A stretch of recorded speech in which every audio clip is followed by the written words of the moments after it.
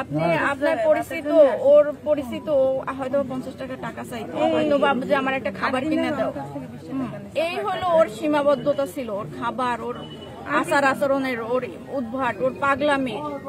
হ্যাঁ, কিন্তু এরকম একটা মানসিক রোগীরা অসহায়, যার মা নাই, বাবা নাই, ভাই নাই, বোন নাই, কত মিনতি করছে, আমার বাবাকে ফোন দেওয়া হয়েছে, আমারে ছাইড়ে দেন, আমার মামা এসে ছাড়াই নেবে, আমার ভাবি আছে, আমি এরকমের চোর না, তারপরও মারছে। আমি পরে কথা বলছি, বলে কি একটা পাগল মানুষ, তার মামার নাম্বার মুখস্থ থাকে, তার বাপের নাম্বার মানে সরি তার ভাবির নাম্বার মুখস্থ থাকে, তার চাচাতো ভাইয়ের নাম্বার মুখস্থ থাকে, সে কেমন পাগল?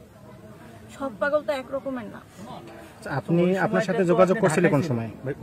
আপনি কখন জানতে পেরেছেন যে? আমি 10:30টার দিকে হলো জানতে পারছি। আমার আব্বাকে হয়তো বা 10:15-তে কল দিছে। তো আমি হলো মানে রান্না করেছিলাম, তো আমি আইসা আব্বাকে ব্যাক করছি, বলে কি এরকমের তো ফাজিল রে।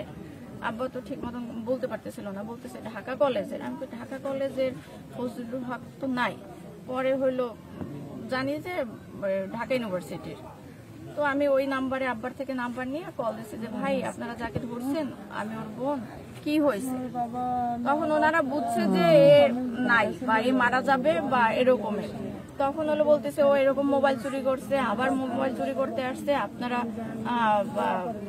আসেন, টাকার বিনিময়ে নিয়ে যান, ওরে টাকা দিয়ে নিয়ে যান। আমি বলতেছি যে দেখেন ওর মাথায় একটু সমস্যা আছে, ও যদি একটু পাগলামি করে, হ্যাঁ আমরা মানতে পারি যে ও হয়তো মানসিক রোগী, ও হয়তো বা কারোর সাথে বেয়াদবি করছে, পাগলামি করে, বা এরকম খাবারের জন্য পাগলামি করে, এটা আমরা স্বীকার করি। কিন্তু যে মোবাইল চুরি করবে বা ই করবে এরকমের না। কিন্তু ও যদি কোনো অন্যায়ও করে থাকে, ওরে মাইরেন না আপনারা ওরা এরকম মাইরেন না। আমি বারবার ওনারে জিজ্ঞেস করতেছিলাম ভাই ওকে কথা বলতে পারতেছে, ওকে হাঁটতে পারতেছে? হ্যাঁ, তাই ওনারা তখন বলে নাই কিছুই। কত টাকা চাইছিল আপনাদের কাছে? 35,000 টাকা চাইছিল আপনাদের কাছে। আচ্ছা, আপনি ওইখানে যাওয়ার পর কি সে জীবিত ছিল বা আপনি? না, ও মারা গেছে। ওরে মারা যাওয়ার পরে হলো আমি তখন ওই লোকটার সাথে কথা বলতেছিলাম, পাশ থেকে বলছে যে পুলিশ আইসা, প্রশাসন আইসা নিয়ে গেছে। পুলিশ তখন প্রশাসনের কাছে ওরা কিছুই দেয়নি। ও যখন মারা গেছে বুঝছে, তখন হলো ঢাকা মেডিকেলের বাইরে ফালাই রেখে গেছে। এরপরে ঢাকা মেডিকেলের লোকজন নিয়ে তারপর দেখে যে মারা গেছে, তখন হলো তারা মর্গে নিয়ে ফালাই রাখছে। এখন আপনারা কি চাচ্ছেন? চাচ্ছি জীবনের বিনিময়ে জীবন। এক প্লেট ভাতের বিনিময়ে যদি জীবন নিতে পারে, তাহলে জীবনের বিনিময়ে আমরা জীবন চাইতে পারি না? হয়তোবা আপনারা 2 দিন আন্দোলন করবেন, কিন্তু আসলে কি তো বিচার পাইবে?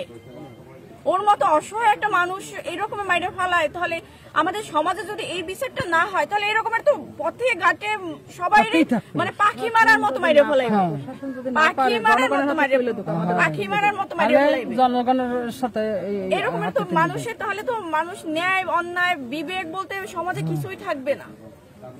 আপনাদের হাতে বিচার দিলাম, আর কি বলবো বলেন, বলার ভাষা নাই। যে এক প্লেট ভাতের জন্য একটা মানুষের মাইরে ফেলায়, কত প্লেট ভাতের বিনিময়ে আমার ভাইরে ফেলায়।